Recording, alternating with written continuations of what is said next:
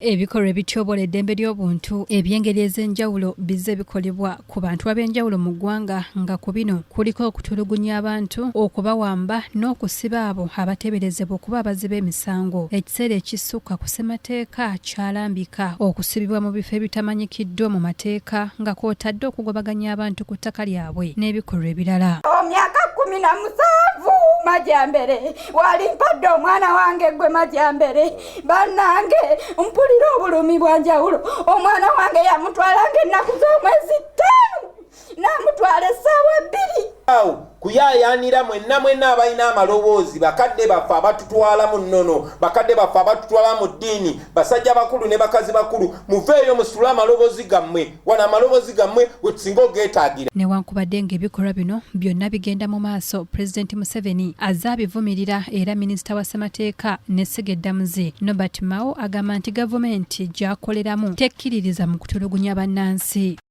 Nobody must determine for you, must direct you, must improperly influence you to make a decision which is your constitutional mandate to make. And then tolerate what amounts to mob justice when you have security officers either kidnapping or torturing or unlawfully detaining citizens.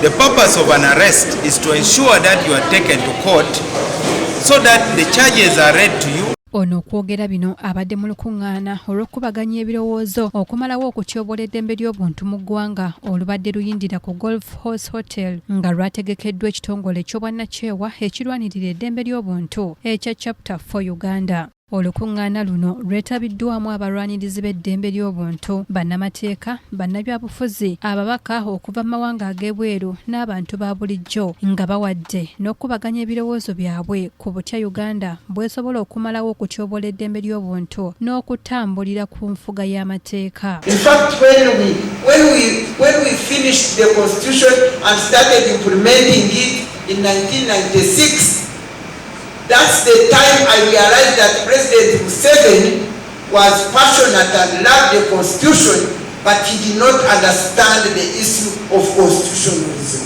For example, we had put another provision like a referendum. Then you almost come to the same conclusion that even a referendum would have been manipulated, rigged, and still would have had an amendment done. So again, we have to look at and say, what kind of people are we? Nobert Mao, Minisita wa Ssemateeka, agamba nti ebibiina bino ebirwanirizi by'eddembe ly'obuntu birina okusisinkana minisitule gy'atwala bongere okwogera ku nsonga zino. Bano batunuulidde n'enkola z'amasiga asatu agatambuzibwako eggwanga okuli Palamenti, Essegeddamuzi n'olukiiko olufuzi. Era ono agamba nti waliwo obutali bwenkanya eri amasiga gano. Executive eyingidde nnyo mu nsonga za Palamenti ennaku zino. Neesanga nga kumpi oluusi yiisa olugaayo mu bye bateesa ate oluusi neebalagira ebyokukola. So ne tulowooza nti ate ekyo kakati kiba kijjawo Ssemateeka kye yalowooza nti kyekyandibaddewo nti buli lusiga lirina oluyimbi lwabyo gakolagana naye ate nga tegakwatagana mu mirimu okubeera nti luno lwelulagira eddala. Over the presidency, they have failed to bring the president, for example, to order. At one time, the president ordered cancellation of the city markets control. And what did it cost us? 160 billion. Did the parliament raise an eyebrow? And have produced more rebel groups than political parties since independence. And I think this is because we do not have what I will call an exit valve that allows Ugandans to empty their grievances in platforms that can be churned around and produce good results. Munnamateeka George Musese, Charity Ahimbisibwe ne Mugisha Muntu bagamba nti singa buli ssiga lirekebwa ne likola omulimu gwalyo nga Ssemateeka bw'alambika, bannayuganda bandibadde tebatulugunyizibwa. Dalukiiko nga binnaabwe bagenze babityoboola. Waliwo ensonga y'akalulu. Tulaba akalulu kavaamu abantu abeekosa, abantu abatakkiririzaamu.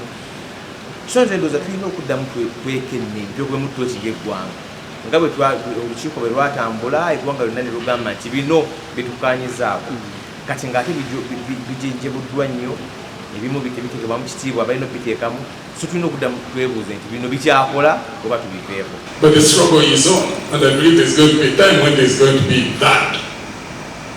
So for those who are fighting for their rights here in Uganda and a number of African countries, the road is going to be tough and it's going to be long. Omwaganyo omwatwa guno ogukoze otya ensonga enzibu ozitambuza otya wano gye tuli aba opposition bagambye tebakomawo batula ku bu select committee bungi babatiisatiisizza nze amagezi ge nandiwadde parliament n'abakulembeze ba parliament kwe kuwuliriza opposition batuule nayo bagonjole ensonga mu buliwo obw'amagezi. Bano bagamba nti n'ababaka ba palamenti tewali kye basobola kukolawo mu mbeera eno kubanga nabo batambulira ku ntoli za bibiina bya bufuzi bye bavaamu. Most of their power has been usurped by their political parties in that they have to toe the line of the political party.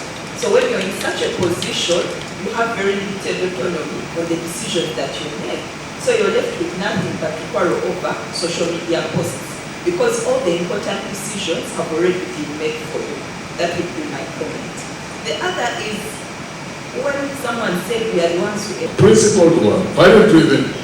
The only challenge I noticed that many of them are terrified of going into politics. And until we get many of them to choose to get into politics, either direct or influence politics, the direction of politics from wherever they are, to the extent that the country goes in the correct direction, then we all have to be ready to be led by whatever idiots emerge out of us and become our reflection.